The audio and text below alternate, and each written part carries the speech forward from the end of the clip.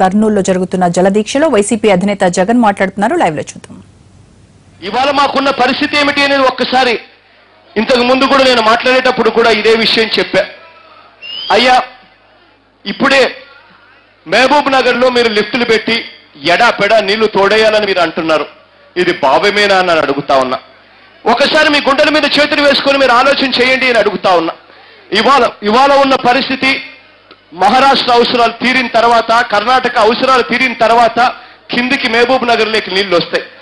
వచ్చిన నీళ్లు మహబూబ్ నగర్ దాటుకుని శ్రీశైలంలోకి రావాలి. ఆ తర్వాత శ్రీశైలం నుంచి కిందికి నాగార్జున సాగర్కి నీళ్లు పోవాలి. అటువంటిది మీరు మహబూబ్ నగర్ లో పైనే 800 అడుగులకే మీరు 800 అడుగులకే దాదాపుగా రోజుకు 30,000 క్యూసెక్స్ నీళ్లు పట్టుంచడే పంపు చేయడానికి మీరు మొదలు పెడితే కిందికి ఒక్క చుక్కైన నీళ్లు వస్తాయా అని చెప్పి నేను అడుగుతా ఉన్నాను మిమ్మల్ని అందరినీ. మిమ్మల్ని అడుగుతా ఉన్నాను కేసీఆర్ గారిని.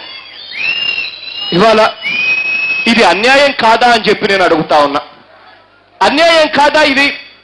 ఆంధ్ర రాష్ట్రాన్ని విడగొట్టేటప్పుడు ఏపీ రీఆర్గనైజేషన్ యాక్ట్ అని చెప్పి ఒక యాక్ట్ని చేశారు. ఇది యాక్టు, ఇది చట్టబద్ధమైన పత్రం. ఇది ఏపీ అంటే యునైటెడ్ ఆంధ్రప్రదేశ్ రీఆర్గనైజేషన్ యాక్ట్, అంటే యునైటెడ్ ఆంధ్రప్రదేశ్ ను రీఆర్గనైజ్ చేస్తా ఉన్న ఏపీ. ఆ రోజు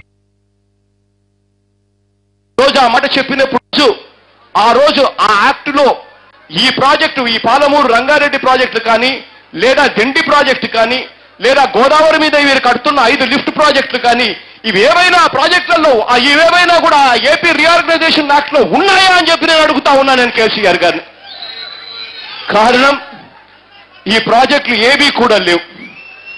నేను అడుగుతా ఉన్నాను, పైన మీకు బలం ఉంది కదా అని చెప్పి, మీరు ముఖ్యమంత్రులు కదా అని చెప్పి, మీకు బలం ఉంది కదా అని చెప్పి, మీ రాష్ట్రం కదా అని చెప్పి, మీ చేతుల్లో బలం ఉంది, అధికారం ఉంది అని చెప్పి, పేదవాళ్ళమైన బీదవాళ్ళమైన బలం లేని వాళ్ళమైన మా మీద ప్రతాపం చూపించడం ధర్మమేనా అని అడుగుతా ఉన్నా.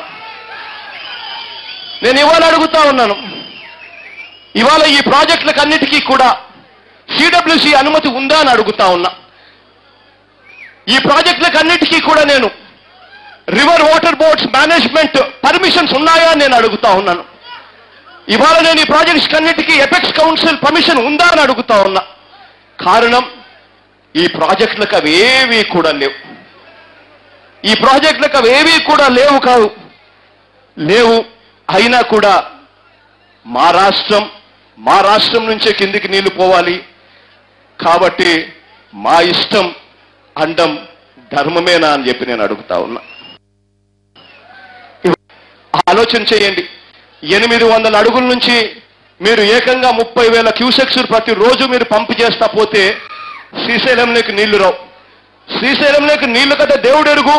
శ్రీశైలం 854 అడుగులకు పోతే తప్పనిచ్చి రాయలసీమకు, ప్రకాశంకు, నెల్లూరుకు కనీసం తాగడానికి నీళ్లు ఇవ్వలేని పరిస్థితి లేకపోతుంది.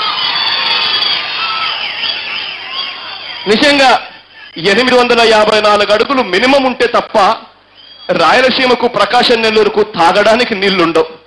అటువంటిది మీరు 800 అడుగుల్లోనే మీరు ఏకంగా 30,000 క్యూసెక్లు ప్రతిరోజు మిల్లికి తీసుకుని పోయే కార్యక్రమం మీరు చేస్తే ధర్మమేనా అని నేను అడుగుతా ఉన్నా.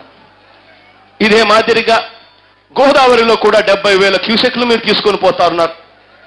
70,000 క్యూసెక్లు మీరు ప్రతిరోజు తోడుకుంటూ పోతే జూన్, జూలై, ఆగస్ట్, సెప్టెంబర్లో పర్వాలేదు, కానీ మిగిలిన 8 నెలల్లో కిందికి నీళ్లు ఏమాత్రం వస్తాయని చెప్పి నేను అడుగుతా ఉన్నాను. కింద ఉన్న దాదాపుగా 30,000 క్యూసెక్స్కి సంబంధించిన అని చెప్పి నేను అడుగుతా ఉన్నాను. ఇంతటి దారుణమైన పరిస్థితి ఉంది. ఇవాళ అక్కడ రబీ పంట గన గోదావరి జిల్లాలో పడకపోతే అక్కడ ఉప్పు శాతం పెరిగిపోయి, సెలైనిటీ ప్రాబ్లం వచ్చి ఉప్పు శాతం పెరిగిపోయి పూర్తిగా అక్కడ పంటలు పండించే భూములు కూడా బంజరు భూములు అయిపోయే పరిస్థితి వస్తుంది. అన్ని మీకు తెలిసిన అన్యాయాలు చేస్తా ఉన్నారు.